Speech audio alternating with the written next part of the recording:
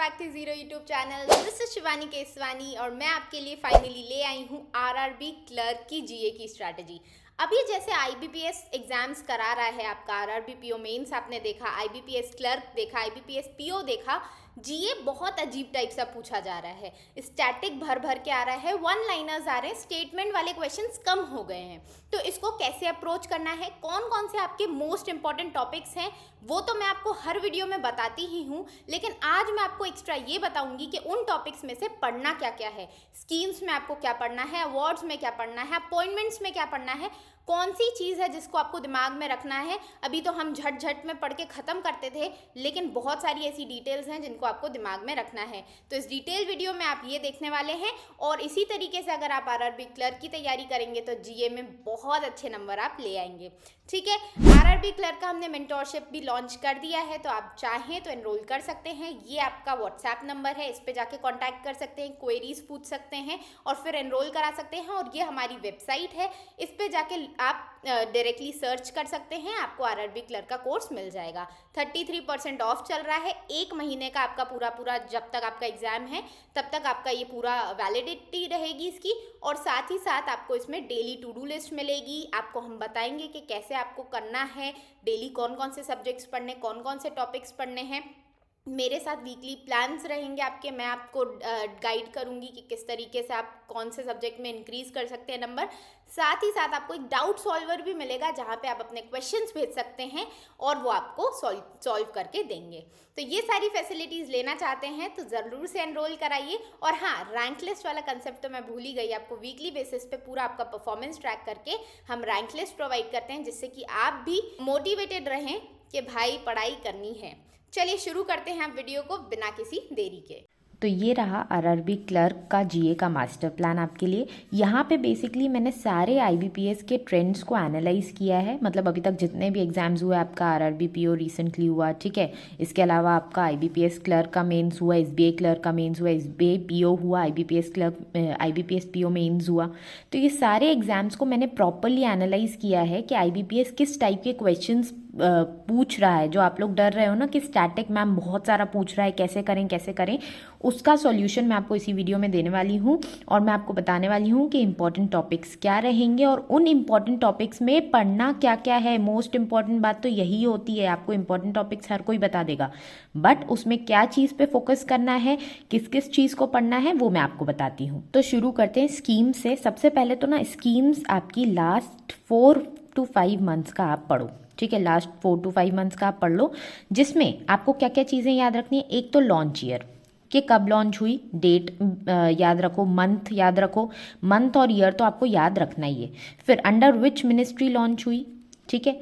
फिर इसके अलावा वो स्कीम रिलेटेड किससे है, ठीक है, किससे रिलेटेड है वो क्या करेंगे, शॉर्ट फॉर्म दे देंगे आपको, जैसे अभीम का पूछ लिया था, ये किससे रिलेटेड है। पीएम जुगा का पूछ लिया था, इसका फुल फॉर्म पूछ लिया था, तो फुल फॉर्म भी आपको याद करना है। समझ में आ गई। प्लस आपको याद रखना है कि टेन्योर क्या है स्कीम का, ठीक है, किस आउटले क्या है, कितने टाइम के लिए कितना बजट दिया है सरकार ने, फिर उसकी एलिजिबिलिटी क्या है, स्कीम की एलिजिबिलिटी मोस्ट इंपॉर्टेंट है। तो ये सारी चीज़ें आपको स्कीम में याद करनी है। अब आ जाते हैं अवार्ड्स पे। तो अवार्ड्स में आपको क्या क्या पढ़ना है। अवार्ड्स में सबसे पहले तो उस अवार्ड का एस्टैब्लिशमेंट ईयर क्या है, लास्ट 4-5 मंथ्स के ही करंट अफेयर्स आपको पढ़ने हैं, लेकिन जो अवार्ड आ रहा है उसका एस्टैब्लिशमेंट ईयर याद रखिए आप। अगर कोई नेम चेंज हुआ है उस अवार्ड का तो वो भी याद रखिए। अवार्ड किससे रिलेटेड है वो भी याद रखिए। जिसको मिला है उसका नाम भी याद रखना है और जिसको मिला है उसको किस फील्ड में मिला है। जैसे नोबेल प्राइज है तो वो अलग अलग फील्ड्स में मिलता है ना, तो वो याद रखना है। और कुछ अवार्ड्स स्पेसिफिक फील्ड्स में मिलते हैं, जैसे साइंटिफिक फील्ड में कुछ मिलता है तो उसका याद रखना है। और साथ में प्राइज मनी कितनी मिलती है वो भी याद रखना है आपको। चलते हैं अपॉइंटमेंट्स की तरफ। तो अगेन 4-5 मंथ्स के अपॉइंटमेंट्स आप याद रखेंगे, लेकिन अपॉइंटमेंट्स में पहले कौन था, बिफोर कौन था और अभी न्यू वाला कौन है, दोनों का नाम याद रखना है आपको। कौन अपॉइंट करता है, अपॉइंट कौन करता है वो भी आपको याद रखना है। और कुछ बेसिक अपॉइंटमेंट्स जो होते हैं ना हमारे गवर्नमेंट के जो अपॉइंटमेंट्स होते हैं, जैसे कि इलेक्शन कमिश्नर हो गए, ठीक है, फिर हमारा चीफ ऑडिटर हो गए, फिर हमारे सुप्रीम कोर्ट के जजेस हो गए। तो ये जो बेसिक अपॉइंटमेंट्स होते हैं वो कौन अपॉइंट करता है वो भी आपको याद रखना है। तो ये आपका स्टैटिक वाला पार्ट हो जाएगा। अब आ जाते हैं रिपोर्ट्स में। तो रिपोर्ट्स में आपको वही अगेन 4-5 मंथ्स की आप रिपोर्ट्स याद करेंगे। अब रिपोर्ट्स में ना एक चीज आपको फोकस करनी है कि वो रिपोर्ट जो है रिलेटेड किससे है, क्योंकि वो शॉर्ट फॉर्म दे देंगे आपको और पूछेंगे कि ये रिपोर्ट किससे रिलेटेड है।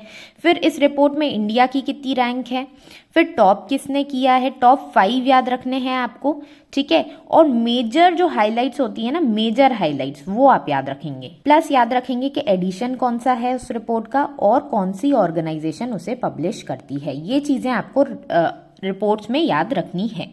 अब आ जाते हैं आरबीआई एंड बैंकिंग रिलेटेड। अब बैंकिंग रिलेटेड आपको पता है बैंकिंग अवेयरनेस वो काफ़ी कम पूछने लग गया है, तो उसमें हमें क्या क्या याद रखना है। एक तो आरबीआई रिलेटेड जितनी भी न्यूज़ है ना उसको आप ज़रूर से पढ़ेंगे, और आरबीआई के अंडर जो भी ऑर्गेनाइजेशंस आती हैं जैसे डीआईसीजीसी हो गई, ठीक है, फिर आपका एनपीसीआई हो गई, और भी जितनी भी जो आरआरबीज हो गई, अपनी बैंक्स हो गई, कौन से एक्ट्स हैं इनके लिए, पीएसए एक्ट हो गया, पीएसएसए एक्ट, ठीक है, कौन से एक्ट्स हैं और किस किस को आरबीआई रेगुलेट करता है, वो सारा चीज़ आपको स्टैटिक में कवर कर लेना है।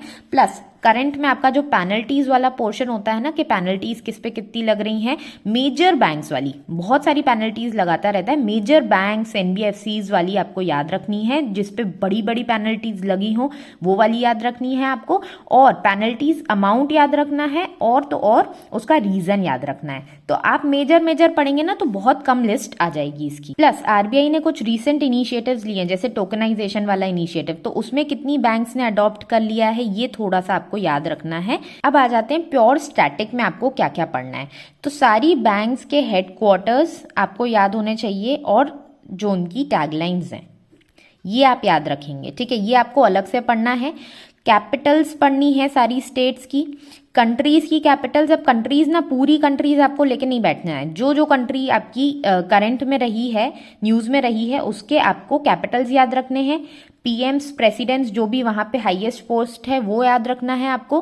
कैबिनेट को आपको एक बार पढ़ लेना है, यूनियन मिनिस्टर कौन सी मिनिस्ट्री का कौन है, और अगर यूनियन मिनिस्टर नहीं है इंडिपेंडेंट चार्ज है तो किसका है।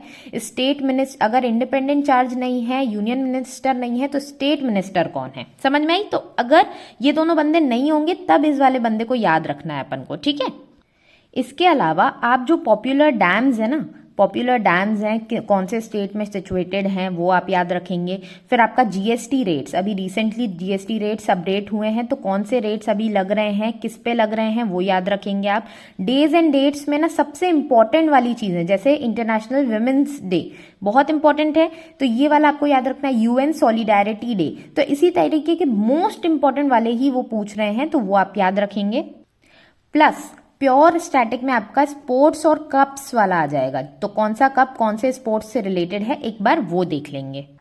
अब भाई साहब ये पूरा स्टैटिक वाला पोर्शन करेंगे कहाँ, लूसेंट के लास्ट के 5-6 पेजेस होते हैं जिसमें वो मिसलीनियस वाला कवर करते हैं। उसमें वो देते हैं कि कौन सा हाईएस्ट डैम है, लार्जेस्ट डैम है, ओल्डेस्ट डैम है, ठीक है, डैम्स का दे देंगे। फिर पीएम्स का दे देंगे, कौन सा लॉन्गेस्ट टेन्योर के लिए कौन से पीएम रहे फर्स्ट नंबर पे, सेकंड नंबर पे, फिर प्रेसिडेंट का दे देंगे। तो ये सारी चीज़ें ना आपको वहाँ से कवर करनी पड़ेंगी।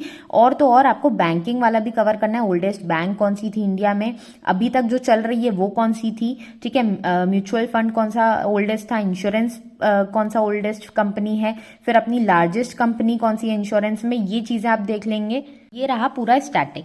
अब इंटरनेशनल समिट्स, ऑर्गेनाइजेशंस और कॉन्फ्रेंसेस में आपको क्या क्या ध्यान रखना है। एक तो ऐसे ऑर्गेनाइजेशंस जिसमें इंडिया पार्ट है, और ऐसे ऑर्गेनाइजेशंस जिससे इंडिया रेगुलरली मीटिंग्स करता रहता है, ठीक है, कुछ ना कुछ कॉन्फ्रेंसेस होती रहती हैं, भले इंडिया पार्ट नहीं है तो भी, जैसे G7 हो गया, आसियान हो गया, ठीक है, इसमें इंडिया पार्ट नहीं है लेकिन फिर भी ये इंपॉर्टेंट हो जाते हैं क्योंकि इंडिया रेगुलरली मीटिंग्स या तो अटेंड करता है या कभी कभी कॉन्फ्रेंसेज में जाता है, तो वो वाला ऑर्गेनाइजेशन हमारे लिए मोस्ट इंपॉर्टेंट हो जाएगा।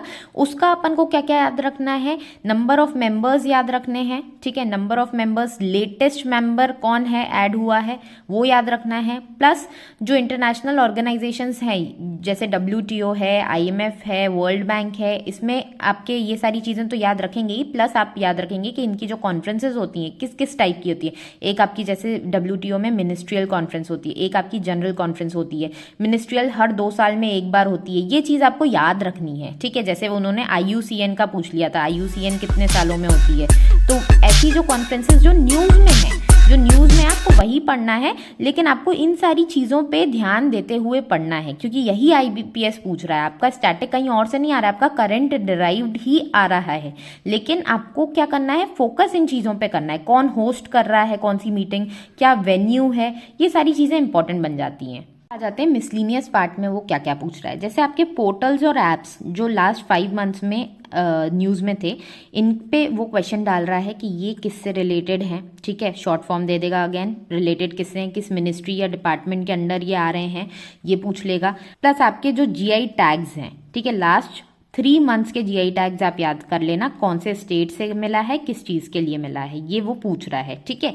इसके अलावा आपका जो स्पोर्ट्स वाला पार्ट है ना, स्पोर्ट्स वाले पार्ट में आपको जो मेजर स्पोर्ट्स हैं वो कवर करने हैं। मेजर स्पोर्ट्स में आपको क्या क्या कवर करना है कि इंडिया की रैंक क्या है अगर वो इंटरनेशनल कोई स्पोर्ट्स हुआ है तो, और इंडिया के कितने नंबर ऑफ मेडल्स हुए, ठीक है, मेडल्स कितने लेके आया, गोल्ड का काउंट क्या था, गोल्ड मेडल कितने लाया इंडिया, ये सबसे इंपॉर्टेंट चीज़ें बन जाती है। तो आई होप मैंने आपको सारी चीज़ें बता दी हैं कि आपको इन पर्टिकुलर हेड्स में क्या क्या चीज़ें कवर करनी है। अब आपको ये सारी प्रॉब्लम्स नहीं होंगी, बस आपको यही सारी चीज़ें देखते हुए पढ़ता जाना है। अपन करंट वैसे भी पढ़ते हैं, लेकिन अपन क्या करते हैं, जल्दबाजी में सिर्फ एक लाइन पढ़ के और ख़त्म कर देते हैं। अब मैंने आपको बता दिया है कि करंट में आप जो पढ़ रहे हैं उसमें क्या क्या कवर करना है, कहाँ कहाँ से क्वेश्चंस आ रहे हैं। अगर आपने ये चीज़ समझ ली तो RRB क्लर्क में आप बहुत अच्छा स्कोर कर पाएंगे GA में। इसके अलावा जो आपकी हाईएस्ट रोड्स होती हैं, ठीक है, वो भी आपको लूसेंट में मिल जाएगा, वो वहाँ से पढ़ लीजिएगा आप। बस मिलते हैं नेक्स्ट वीडियो में, तब तक ले टेक केयर। और अगर ये वीडियो अच्छा लगा हो तो कमेंट सेक्शन में ज़रूर बताना, जो पेपर्स दे के आए हैं मेंस वाले वो भी बताना कि क्या मैं सही बोल रही हूँ या नहीं। तो मिलते हैं नेक्स्ट वीडियो में, तब तक ले टेक केयर, बाय बाय।